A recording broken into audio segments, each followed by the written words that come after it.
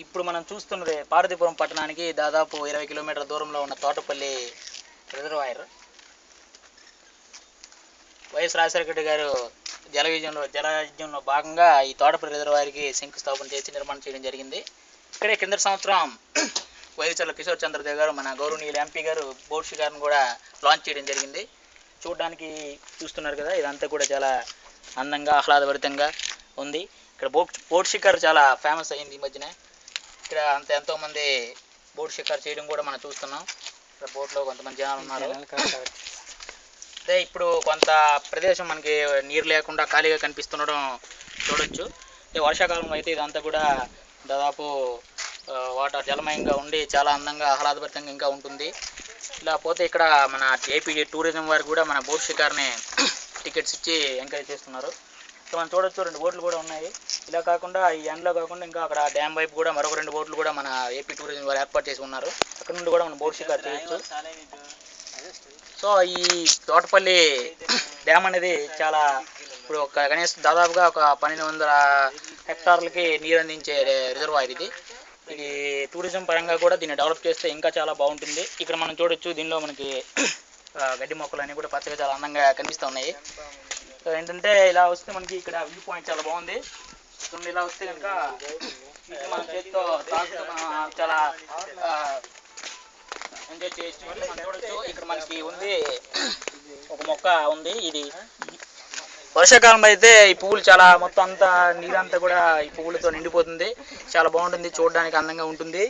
మరి ఇప్పుడంటే కొద్ది మొత్తంలో మాత్రం మనం ఈ పువ్వుల్ని మనం చూస్తూ ఉన్నాము. ఈ విధంగా మనకి ఈ పక్కనే ఉండే నాగావళి అయితే మన పర్యాటకులను కూడా మనం చూడొచ్చు. ఇక్కడ ఉన్నారు చాలా మంది యువకులు. వీళ్ళని కూడా మనం ఇప్పుడు ఒకసారి ఇంటర్వ్యూ చేద్దాం. ఏంటి ఎలా ఉంది ఇక్కడ వీళ్ళ యొక్క పరిస్థితి, అంటే ఈ ప్రదేశం మీద అభిప్రాయం కూడా తెలుసుకుందాం. మేము ఇప్పుడే మీరు ఏంటి వచ్చాం. అక్కడ ఈ రకమైన సౌకర్యాలు ఏమీ లేనప్పటికీ కూడా ఇవి చూడాలని కుతూహలంతో ఇక్కడికి రావడం జరిగింది. తోటపల్లి గురించి ఎవరు చెప్పారు? తోటపల్లి గురించి మాకు గూగుల్లో సెర్చ్ చేస్తుంటే ఈ ప్లేస్ ఒకటి కనిపించిందండి. దాన్ని బేస్ చేసుకొని మేము ఇక్కడికి రావడం జరిగింది. ఇప్పుడే ఒక పావు గంట కిందట బస్సులో వచ్చాం. మీరు డ్యామ్ విజిట్ చేశారా?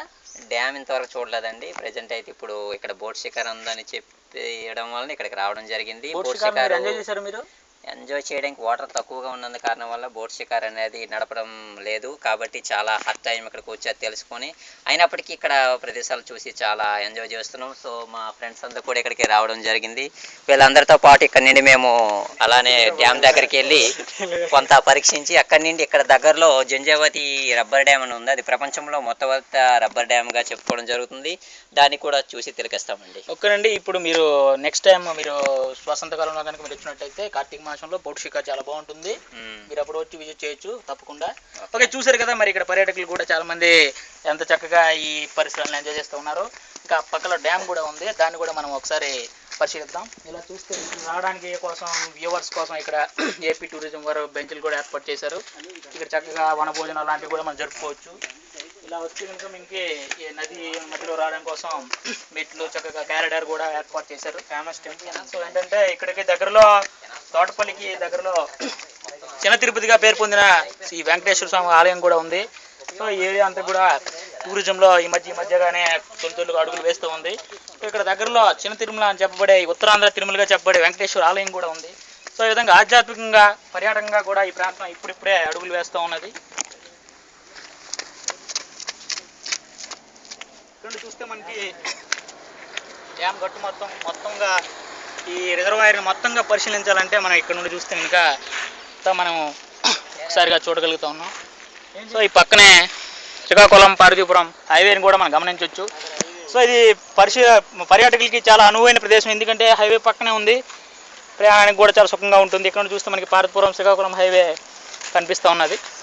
సో ఈ విధంగా మనకి ఆధ్యాత్మిక శోభతో పర్యాటకంగా కూడా ఈ ప్రదేశం చాలా చాలా ప్రాముఖ్యతను పొందుతూ ఉన్నది. ఇప్పుడిప్పుడే పర్యాటకంగా అభివృద్ధి చెందుతున్న ఈ తోటపల్లి క్షేత్రం, తోటపల్లి రిజర్వాయర్ ఇంకా కూడా అభివృద్ధి చెందాలని మనందరం ఆశిద్దాం. అదే విధంగా మన ఆంధ్రప్రదేశ్ రాష్ట్రంలో ప్రత్యేకమైన పర్యాటక కేంద్రంగా తోటపల్లి అభివృద్ధి చెందుతుందని మనం అందరూ ఆశిద్దాం. ఇప్పుడు మనం డ్యామ్ను వీక్షించాం.